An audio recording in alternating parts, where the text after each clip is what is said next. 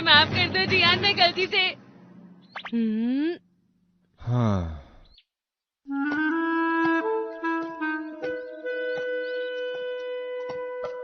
जियान तुम ठीक तो हो ना? हे नोबिता। क्या बात है जियान, आज तुम बदले बदले लग रहे हो। वैसे तो तुम हमेशा गुस्से में रहते हो, लेकिन आज। हाँ। ठीक है, अगर सच कहूं तो। हाँ? हाँ?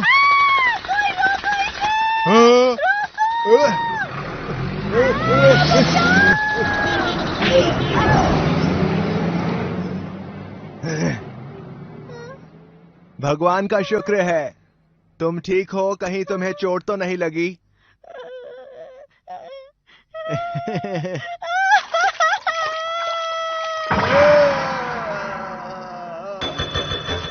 दरअसल मेरे साथ ये हुआ। हाँ, मुझे लगता है लोग मुझे पसंद नहीं करते क्योंकि मैं ऐसा दिखता हूँ। अच्छा। मुझे बुरा लगा जब मेरा चेहरा देखकर कोई रोने ही लग गया। काश मैं देखने में थोड़ा अच्छा होता। तुम चाहते हो मैं जियान का चेहरा अच्छा बना दूं? हाँ, जियान आज बहुत उदास लग रहा था। ऐसा लग रहा था कि वो रो देगा, बेचारा जियान। तुम तो बहुत ही अच्छे इंसान हो नोबिता। जियान ने तुम्हें कितनी बार रुलाया है, फिर भी तुम मदद करना चाहते हो। बस ये काम थोड़ा सा मुश्किल होगा नोबिता। देखो मैं जानता हूँ तुम अपना चेहरा बेहतर बनाना चाहते हो, पर ये काम थोड़ा मुश्किल हो सकता है। कुछ तो करो ना डोरेमोन। हाँ, क्या तुम उसे पांडा जितना प्यारा बना सकते हो? एक पांडा? मुझे लगता है मैं ये कर सकता हूँ। पांडाना! इस पांडाना गैजेट को जो भी पहनेगा वो पांडा बन जाएगा। इससे तुम इतने प्यारे हो जाओगे कि अब से कोई भी तुम्हें देखकर नहीं रोएगा जियान। एक बार ट्राई करो ना। अच्छा ठीक है। हो गया।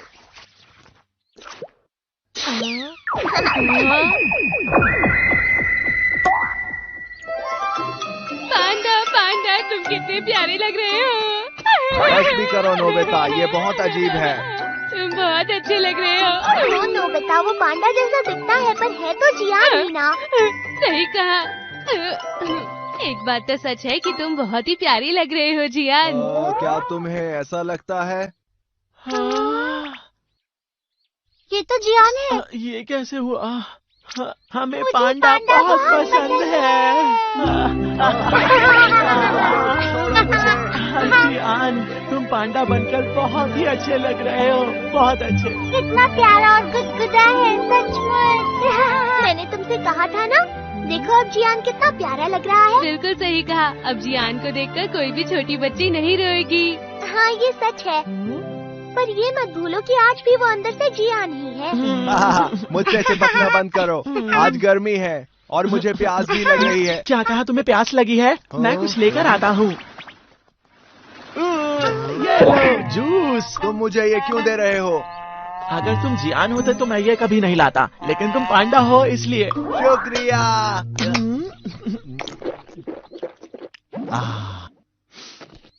वैसे मुझे भूख भी लगी है। मैं तुम्हारे लिए कुछ कुकीज बना कर लाती हूँ। कुकीज ठीक है, पर मुझे तो कुछ और ही खाने का मन कर रहा है। हाँ, डोरेमोन कुछ तो गलत हो रहा है। जियान तुम ऐसा नहीं कर सकते हो। बिल्कुल सही। प्यारे होने का मतलब ये नहीं कि तुम किसी भी चीज से बचकर निकल जाओगे। मुझे मेरा गैजेट वापस दो। चुप हो जाओ, तुम मुझे ऐसा कैसे कह सकते हो? डोरेमोन, ये तुमने क्या किया जियान? क्या कहा? तुम कितने प्यारे हो। मेरा मतलब है ये पांडा मास्क वापस दो। चुप हो जाओ। नोबिता तुम ठीक हो? बाद में मिलते हैं, अभी थोड़ी देर के लिए मैं इसे रख लेता हूँ। इतने प्यारे पांडा को अकेले बाहर जाने देना खतरे से खाली नहीं। तुमने सही कहा सुनियो, उसका पीछा करेंगे। मैं कितना प्यारा हूँ। अगर तुम प्यारे हो तो तुम्हें कुछ भी मिल सकता है। हमें उसे जल्दी ढूंढना होगा। वो बाहर से तो पांडा बन गया है, लेकिन अंदर से अभी जियान ही है। सुनो प्यारे जियान पांडा, तुम कहाँ हो? हाँ हे, जियान तुम जियान तुम इतने प्यारे पांडा कैसे बन गए? मैं बहुत प्यारा हूँ ना, क्यों ना तुम मुझे वो कैंडी दे दो। हाँ बिल्कुल। हाँ? रुको, नहीं, मैं तुम्हें ये नहीं दूंगा। ओह, तुम्हें लगता है कि तुम मेरी बात नहीं मानोगे? मैं जानता हूँ कि तुम जियान हो, पर तुम इतने प्यारे कैसे हो गए? तुम्हें जो चाहिए ले लो। तुम्हारा शुक्रिया। प्यारा होने के तो बहुत ही सारे फायदे होते हैं। हे, जियान, वो कॉमिक बुक मुझे दे दो। हाँ ठीक है। रुको, बिल्कुल नहीं। आखिर मैं तुम्हें ये कैसे दे दूँ? तुम ज्यादा देर तक मेरे खिलाफ नहीं रह सकते हो। मैं जानता हूँ कि तुम जियान हो, पर तुम इतने प्यारे कैसे हो गए? ये लो। ठीक है, बाद में मिलते हैं। ये काफी मजेदार है। जियान, सुनो जियान, ये मत सोचो कि तुम प्यारे हो इसीलिए किसी भी चीज से बचकर निकल जाओगे। क्या कहा तुमने? जरा देखो मैं कितना प्यारा हूँ। तुम कोई पांडा नहीं हो, तुम जियान हो, जियान। तुम कितने प्यारे हो। मुझे लगता है हमें उसे मौका देना चाहिए, पर वो तो जियान ही है। मैं कितना प्यारा हूँ। अगर तुम प्यारे हो तो तुम्हें कुछ भी मिल सकता है। क्यूटनेस को कोई नहीं हरा सकता। वाओ, मैं तो बहुत मशहूर हो गया हूँ। ठीक है, मैं इस मौके पर गाना गाऊंगा। मैं हूँ जियान, मैं हूँ सबसे सुरीला, मैं हूँ सबसे चमकदार, मेरा गला है सबसे सुरीला, मैं हूँ जियान। सुनो, मेरा गाना पसंद आया ना? हाँ, पूरे दिल से गाना गाया। रुक जाओ जियान। चलो अब पांडा स्कार्फ वापस दो। बिल्कुल भी नहीं। डोरेमोन, उसे देखना मत। हाँ, एक के खिलाफ दो। जियान कितना क्यूट है ना। तुम्हें करना ही होगा।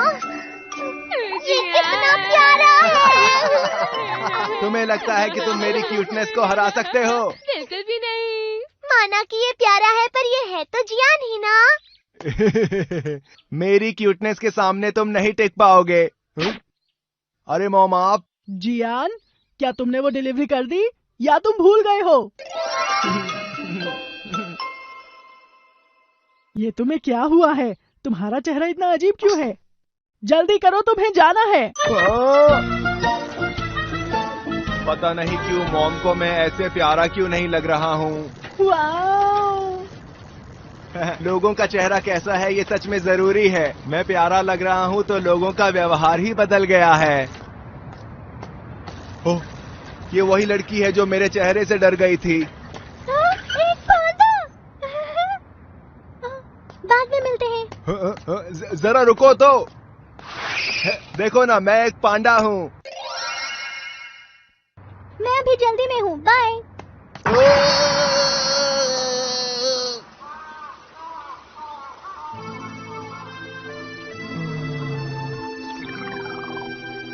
अब तो मैं प्यारा भी लग रहा हूँ, फिर भी क्यों? मेरा असली चेहरा देखकर वो लड़की डर गई, और अब मैं पांडा हूँ तो उसके पास वक्त नहीं है।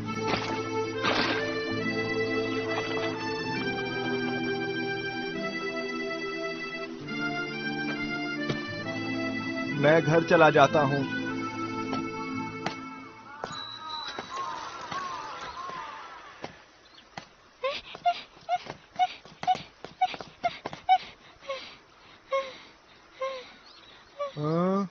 अरे भैया, इतनी देर से मैं आप ही को ढूंढ रही थी। आखिर तुम कहना क्या चाहती हो? मुझे बचाने के लिए आपका शुक्रिया भैया। पर तुमने मेरा चेहरा देखकर कहा कि मैं डरावना हूँ। वो तो इसलिए क्योंकि मैं डर गई थी। हाँ? मेरी ट्राईसाइकिल रुक ही नहीं रही थी। मैं बहुत ज्यादा डर गई थी, बहुत ज्यादा। कैसे बताऊं? जरा रुको, क्या तुम मेरा चेहरा देख के नहीं डरी थी? हाँ? ऐसा क्या? लगता है मैं जैसा था मैं वैसे ही ठीक हूँ। मुझे खुद को प्यारा बनाने के लिए बदलने की जरूरत नहीं। भैया, आपका बहुत बहुत शुक्रिया। हाँ, जब अपनी ट्राईसाइकिल चलाओ तो सावधानी से चलाया करो। हाँ बिल्कुल।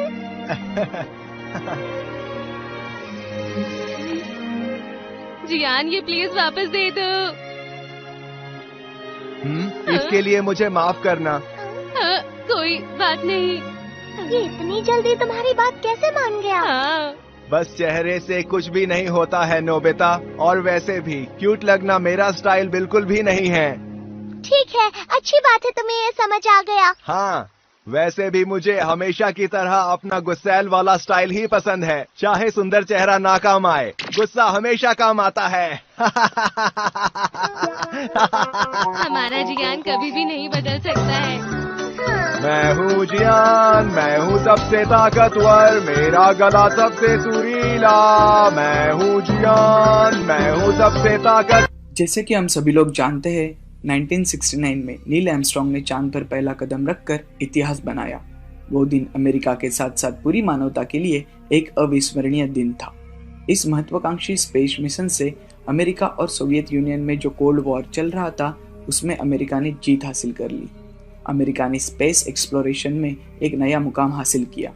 इस प्रोजेक्ट में लगभग $30 बिलियन यानी आज के ज़माने के $150 बिलियन लगे। परंतु आज दुनिया भर में कई लोग मानते हैं कि मनुष्य ने कभी चांद पर कदम रखा ही नहीं। यह सब अमेरिका की कोल्ड वॉर जीतकर अपना आधिपत्य स्थापित करने की चाल थी। आज 40 सालों के बाद भी लगभग 20% अमेरिकन मानते हैं कि यह मून लैंडिंग एक दिखावा था और फिल्म स्टूडियो में वीडियो बनाकर उसे दुनिया भर में दिखाया गया था। कई सारे कॉन्स्पिरेसी थेरिस्ट ने इस वीडियोस और फोटोज का बारीकाई से अध्ययन किया और मून लैंडिंग के बारे में कुछ ऐसे सवाल खड़े किए जो हमें सोच में डालते हैं। तो आज हम मनुष्य के चांद पर पहले कदम के बारे में सच्चाई जानने की कोशिश करेंगे। हम आपको कुछ ऐसी बातें बताएंगे जो दुनिया भर के कॉन्स्पिरेसी थेरिस्ट ने दुनिया के सामने लाई और उसके ऊपर वैज्ञानिकों की क्या राय है तथा उसके ऊपर नासा का क्या कहना है। वेविंग फ्लैग यानी लहराता झंडा। जब नील आर्मस्ट्रांग ने चांद पर पहला कदम रखा तो उसने चांद पर अमेरिका का झंडा गाड़ा। नासा ने जो वीडियोस और फोटोज दुनिया भर में दिखाई तो उसमें झंडा साफ तरह से लहराता दिखाई देता है। आपको लगेगा ये तो नॉर्मल बात है, परंतु चांद पर हवा ही नहीं है, तो बिना हवा के झंडे का लहराना मून लैंडिंग पर काफी सवाल खड़े करता है। लोग मानते हैं कि यह वीडियो फुटेज धरती पर ही किसी फिल्म स्टूडियो में बनाया गया है। इस पर नासा ने बताया झंडे को एक छोटे ट्यूब में रखा था और जब उसे बाहर निकाला गया तो उस पर का दबाव कम होने की वजह से खुलते समय वो हिलने लगा। नासा का यह एक्सप्लेनेशन हमारे सवालों के ठीक से जवाब नहीं देता। Lack of impact crater. Space shuttle तो काफी शक्तिशाली मशीन्स होते हैं जिनसे पृथ्वी से चांद तक का सफर एस्ट्रोनॉट ने पूरा किया। उनके लैंडिंग के समय इतना तो प्रभाव होना ही चाहिए कि जमीन पर गड्ढा बना दे। यह स्पेस शटल काफी भारी भी होते हैं और इसके साथ साथ चांद पर धूल जैसे पार्टिकल भी पाए जाते हैं, तो स्पेस शटल उतरने पर जमीन पर उसका प्रभाव दिखना चाहिए, परंतु नासा के इन फोटोज में ऐसी कोई चीज नहीं दिखाई देती। नासा इसके बारे में कहती है यह स्पेस शटल इस तरह से बनाए गए थे कि लैंडिंग के समय काफी कमजोर जमीन पर डाले और धीमी लैंडिंग हो, परंतु एस्ट्रोनॉट के अंदर रहते इसका वजन काफी भारी होगा और इसका जमीन पर प्रभाव न दिखना मून लैंडिंग पर काफी सवाल खड़े करता है। मल्टीपल लाइट सोर्स यानी रोशनी के एक से ज्यादा स्रोत। हमारी सूर्यमाला में केवल सूर्य एक ही रोशनी का स्रोत है, तो कुछ कॉन्स्पिरेसी थ्योरीज कहते हैं कि सभी चीजों की छाया एक दूसरे को समांतर होनी चाहिए, परंतु नासा के फोटोज और वीडियोज से साफ पता चलता है कि छाया एक दूसरे से समांतर नहीं है। इसलिए उनका कहना है कि जब ये फोटोज ली गई तब वहाँ एक से ज्यादा रोशनी के स्रोत थे और ऐसा तभी हो सकता है जब ये फोटोज किसी फिल्म सेट पर ली गई हो। इसके बारे में नासा का कहना है इसका कारण चांद का अनइवन सरफेस है। चांद पर काफी चढ़ाव और उतरन है, इस वजह से ये विसंगति दिखाई देती है, परंतु यह जवाब हमें तसल्ली नहीं देता और हमारे शंकाओं का निरासन भी नहीं कराता। Van Allen radiation belt. Van Allen radiation belt यह एक रेडिएशन लेयर होता है जिसमें इलेक्ट्रिकल चार्ज पार्टिकल होते हैं। पृथ्वी के गुरुत्वाकर्षण की वजह से यह बेल्ट पृथ्वी से घिरे रहा है। चांद पर जाने के लिए इस बेल्ट से गुजरना होता है। अपोलो मिशन पहला स्पेस मिशन था जिसमें इंसानों को इस बेल्ट से गुजरना था। परंतु कॉन्स्पिरेसी थ्योरिस्ट मानते हैं कि हमारे पास उस समय इतनी आधुनिक तकनीक नहीं थी जिनसे इंसान इसे पार कर सके। यहाँ से गुजरते समय इसकी तेज रेडिएशंस इंसान को भस्म कर दे सकती है। इस वजह से चांद पर इंसान का जाना संभव नहीं है। परंतु नासा इस पर कहती है कि एस्ट्रोनॉट इन रेडिएशंस में काफी कम समय तक रहे और ज्ञान की तेजी की वजह से इस रेडिएशंस का उनके ऊपर काफी कम परिणाम हुआ। Unexplained objects. जब नासा की फोटोज दुनिया के सामने आई तब लोगों को एक अलग बात दिखाई दी। एस्ट्रोनॉट के हेलमेट में कुछ अलग चीज का प्रतिबिंब दिखाई देता है। यह प्रतिबिंब किसी वायर से लटकने वाली चीज का है, परंतु ऐसी कोई चीज चांद पर होने का सवाल ही नहीं उठता। तो फिर क्या हो सकती है ये अजीब चीज? कुछ लोगों का मानना है यह स्पॉटलाइट है जो अक्सर फिल्म स्टूडियो में ऊपर से लटकाई जाती है। इसका मतलब कई सारे सबूत एक ही बात की तरफ इशारा करते हैं कि यह पूरा काम फिल्म स्टूडियो में किया गया है।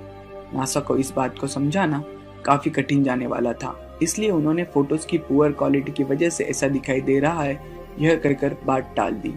परंतु ऐसी कोई चीज चांद पर हो ही नहीं सकती और बाकी के फोटोज में भी दिखाई नहीं देती। इस वजह से इस चीज के बारे में सही जवाब नहीं मिलता। Slow motion walking and hidden cables. चांद की ग्रेविटी हमारे पृथ्वी से कम है, इस वजह से वहां पर एस्ट्रोनॉट चलने पर उछलते दिखाई देते हैं। कॉन्स्पिरेसी थ्योरिस्ट जो मानते हैं कि यह सब फिल्म स्टूडियो में शूट किया गया, उन्होंने इस ग्रेविटी इफेक्ट के बारे में कहा है कि नासा ने यह वीडियो स्लो मोशन से बनाया। इस वजह से जब एस्ट्रोनॉट चलते हैं तो वो उछलते दिखाई देते हैं। चलो देखते हैं इसमें कितनी सच्चाई है। यह नासा का फुटेज है जिसमें ग्रेविटी का इफेक्ट दिखाई देता है। चलो इसको दोबारा दुगनी स्पीड से चलाते हैं। हमें एस्ट्रोनॉट जमीन पर चलते दिखाई देते हैं और इसमें हिडन केबल्स का भी इस्तेमाल किया गया होगा जिससे भारी उछाल का दिखावा किया जा सकता है।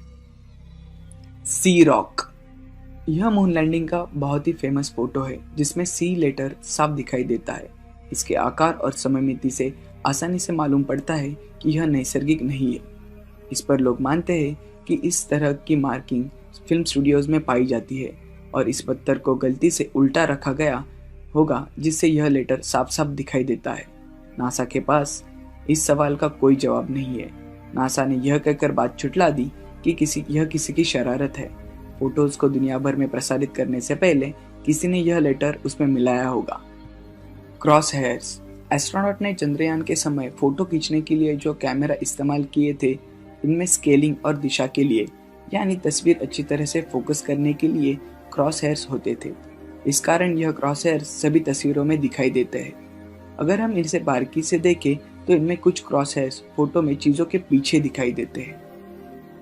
इस वजह से कई लोग मानते हैं कि नासा ने चांद के ओरिजिनल फोटोज के ऊपर चीजों को डालकर ये नए फोटोज बनाए जो ओरिजिनल जैसे लगे, परंतु ये सभी फोटोज बनावटी है। परंतु अगर नासा ने यह साजिश रची होगी तो उन्होंने क्रॉस हेयर्स वाले कैमरा का इस्तेमाल यहाँ क्यों किया, यह रहस्य बना है। Duplicate backdrops. यह दो फोटोज आप देख रहे हैं वो अपोलो 15 मिशन के दौरान ली गई थी। नासा के मुताबिक दोनों फोटोज एक दूसरे से कई किलोमीटर दूर खींची गई, परंतु अगर आप दोनों फोटोज ध्यान से देखें तो बैकग्राउंड सेम दिखाई देगा। अगर हम दोनों फोटोज को मिलाकर देखें तो यह साफ पता चलता है कि ये दोनों स्थान एक ही है, परंतु एक फोटो में स्पेसक्राफ्ट दिखाई देता है और दूसरे में नहीं। तो दूसरा फोटो अगर सेम जगह का है तो चांद पर उतरने से पहले उसे कैसे खींचा जा सकता है? ये दोनों फोटो देखकर कोई भी बता सकता है कि यह दोनों जगह सेम है। इसका मतलब यह एक फिल्म का सेट हो सकता है। इस पर नासा का कहना है कि चांद पृथ्वी की तुलना में काफी छोटा है, इसलिए क्षितिज इंसानी आंखों को काफी नजदीक दिखाई देता है, हालांकि दोनों जगह एक दूसरे से कई किलोमीटर दूर है। Lack of stars. यह मेरा सबसे फेवरेट है। अगर हम आसमान में देखते हैं तो क्या दिखाई देता है? हजारों लाखों चमचमाते सितारे।